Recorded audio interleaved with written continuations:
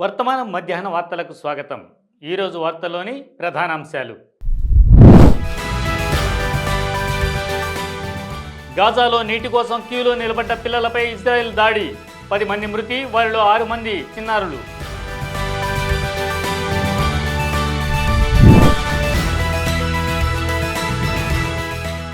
అస్సాంలో మరోసారి గిరిజన ప్రాంతంలో తొలగింపులు. గోవాల్పారా జిల్లాలో 1080 కుటుంబాలు నిరాశ్రయులు.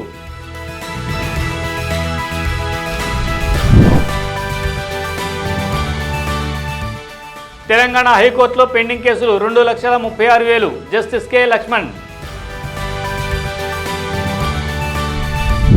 గాజాలో తాగునీటి కోసం క్యూలో నిలబడ్డ ప్రజలపై ఇజ్రాయెల్ చేపట్టిన వైమానిక దాడిలో కనీసం 10 మంది పౌరులు ప్రాణాలు కోల్పోగా వారిలో 6 చిన్నారులు ఉన్నారు. ఈ దాడి ఆదివారం ఉదయం నుసైరాత్ శరణార్థుల శిబిరంలోని నీటి పంపిణీ కేంద్రం వద్ద జరిగింది. దాడిలో ఇంకా 16 మంది గాయపడ్డారు. ఆదివారం ఉదయం నుంచే గాజాలోని నివాస ప్రాంతాలు, శరణార్థుల శిబిరాలను లక్ష్యంగా చేసుకుని ఇజ్రాయెల్ దళాలు తీవ్ర దాడులు జరిపాయి. ఒక్క రోజులోనే 59 మంది పాలస్తీనియన్లను హత్య చేశారు. వారిలో 28 మంది గాజా నగరంలో మాత్రమే చనిపోయారు. గాజాలోని ఆరోగ్య మంత్రిత్వ శాఖ ప్రకారం గత 24 గంటల్లో మొత్తం 139 మంది షహీదులు, అందులో 5 మృతదేహాలు క్షణాల తర్వాత బయటపడ్డాయి. 425 మంది గాయపడిన వారు స్థానిక ఆసుపత్రులకు చేరారని వెల్లడించారు. వారికి అందజేసిన ఓ ప్రకటనలో గత 24 గంటల్లో సాయం కోసం వెళ్లిన వారిలో 28 మంది ప్రాణాలు కోల్పోయారు. 180 మందికి పైగా గాయపడ్డారు. సాయం కోసం ప్రాణాలు అర్పించిన వారి మొత్తం సంఖ్య ఇప్పుడు 833కి చేరింది. గాయపడిన వారి సంఖ్య 5,432కి పెరిగింది అని తెలిపారు. ఇంధన కొరతతో గాజాలో మానవతా విపత్తు తలుపు తడుతుంది. ఐక్యరాజ్యసమితి హెచ్చరిక ప్రకారం ఐక్యరాజ్యసమితికి చెందిన OCHA, UNDP, UNFPA, UNOPS, UNRWA, WFP మరియు WHO సంస్థలు ఒక సంయుక్త ప్రకటనలో గాజాలో ఇంధన కొరత అత్యవసర స్థాయికి చేరిందని హెచ్చరించారు. ఈ ప్రకటనలో భాగంగా ఇంధనం లేకుండా గాజాలో మానవతా సహాయం చర్యలు పూర్తిగా కుప్పకూలుతాయి. ఆసుపత్రులు వెలుతురు లేకుండా పోతున్నాయి. ప్రసవశాలలు, శిశువుల ICUలు విఫలమవుతున్నాయి. అంబులెన్సులు ఆగిపోతున్నాయి. రహదారులు మూసుకుపోతే ప్రజలు చికిత్సకు సహాయానికి బంధించబడిపోతారు. టెలికమ్యూనికేషన్ వ్యవస్థలు మూతపడితే ప్రాణాలు కాపాడే సమాచారానికి ప్రజలు దూరం అవుతారు. కుటుంబాలు విడిపోతాయి.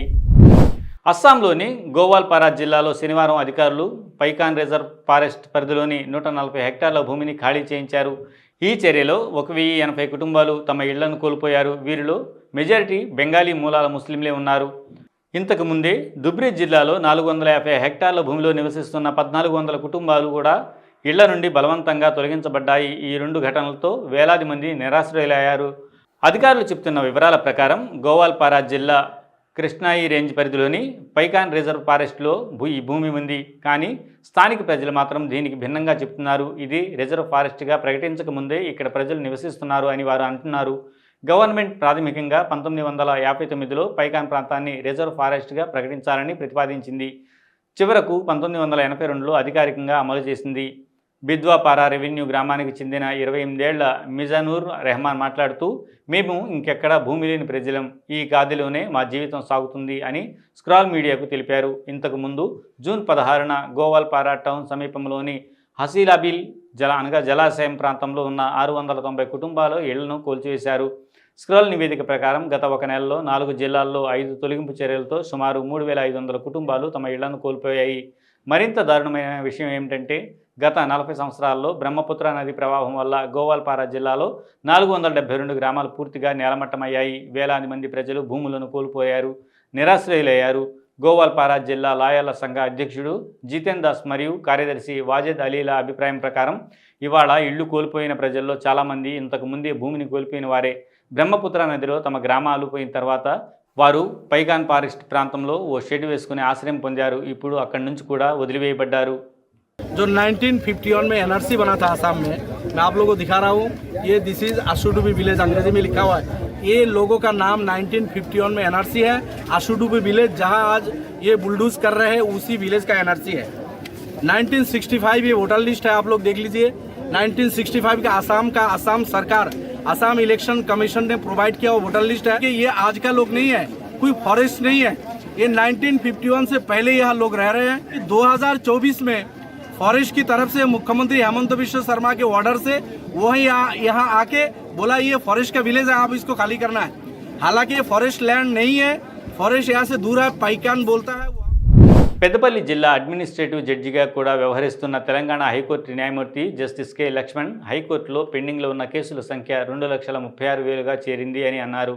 ఆదివారం ఓడెలలో నిర్వహించిన జూనియర్ సివిల్ జడ్జి మరియు first class judicial magistrate court ప్రారంభోత్సవ కార్యక్రమంలో ఆయన పాల్గొని ప్రసంగించారు. ఈ సందర్భంగా ఆయన మాట్లాడుతూ న్యాయమూర్తుల సంఖ్య పెరిగితే కేసుల సంఖ్య కూడా పెరుగుతుంది, దాంతో పెండింగ్ కేసుల భారం తగ్గకుండా కొనసాగుతోంది అని పేర్కొన్నారు. గ్రామీణ ప్రాంతాల్లో పెండింగ్ కేసులు 500కు మించితే అక్కడ కొత్త కోర్టుల ఏర్పాటు కోసం ప్రొవిజన్ ఉంది. ఇది గ్రామీణ ప్రజలకు న్యాయ వ్యవస్థను చేరువ చేయడంలో కీలకంగా ఉంటుందని ఆయన తెలిపారు. ఓడెలలో కొత్త కోర్టు ఏర్పాటు అవడం ఈ ప్రాంతానికి అదృష్టకరంగా అభివర్ణించారు జస్టిస్ లక్ష్మణ్.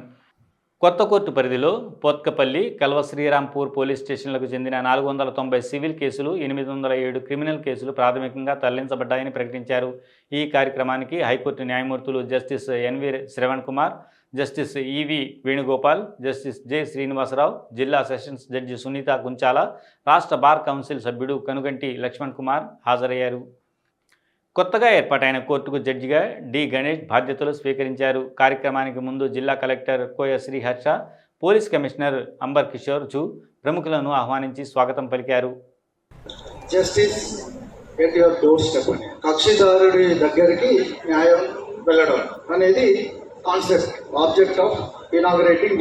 మన తెలంగాణ రాష్ట్రంలో సబార్డినేట్ కోర్ట్స్లో, డిస్ట్రిక్ట్ కోర్ట్స్లో ఉన్నటువంటి పెండెన్సీస్, హైకోర్టులో ఉన్న పెండెన్సీస్, ఇప్పుడు ఓదల కోర్టుకు వచ్చినటువంటి పెండెన్సీస్, ఇది మనకు తెలుస్తుంది. గూగుల్ అడిగేస్తే మనకి స్టాటిస్టిక్స్ ఉంటాయి. అందులో ఒక్క హైకోర్టులోనే 2,36,000 కేసులు పెండింగ్ ఉన్నాయి.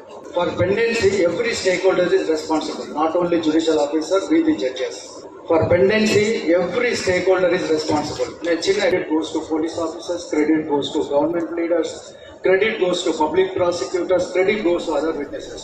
So this is my request to all of you. Please cooperate with our officers so that they will dispose of cases at the early. ఈ వార్తలు ఇంతటితో సమాప్తం. మరిన్ని విశేషాలతో మళ్ళీ మీ ముందుంటాం. అంతవరకు సెలవు. ధన్యవాదాలు.